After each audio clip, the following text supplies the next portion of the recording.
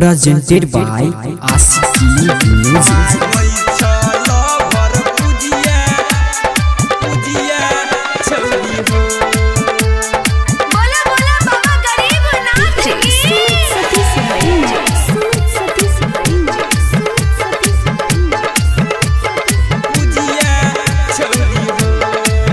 Maithili recording studio Khutauna बाजार। चाइर बजे भोरे बाबा रुबिया छौरी हो।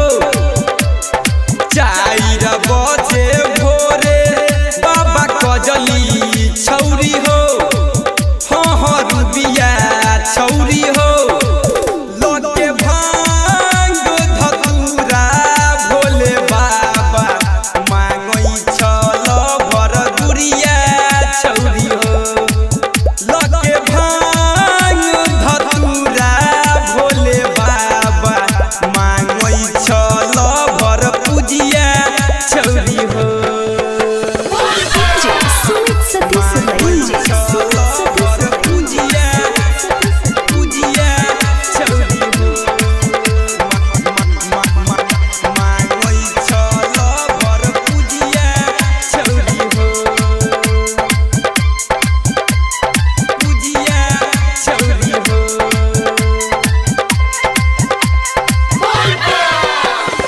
चाइर बजे भोरे बाबा कजली छौरी हो।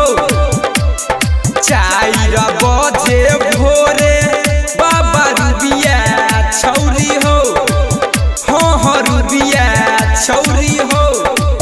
लगे भांग धतूरा भोले बाबा मांगई छल भर नहिया छौरी हो।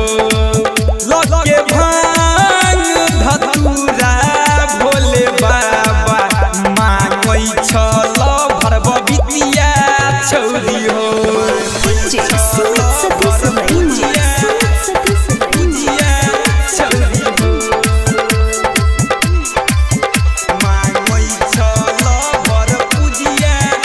Asiki Music present.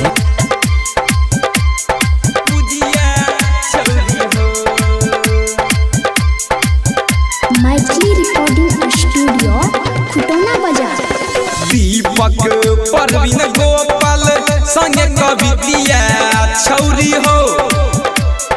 दीपक परवीन गोपाल संगे पीरितिया छौरी हो। हाँ पीरितिया छौरी हो। तोरा माथा बाप जल बाबा ढारै छ। देख न पुनिया छौरी हो। लगे माथा बाप जल बाबा ढारै छ। देख न पीरितिया छौरी हो।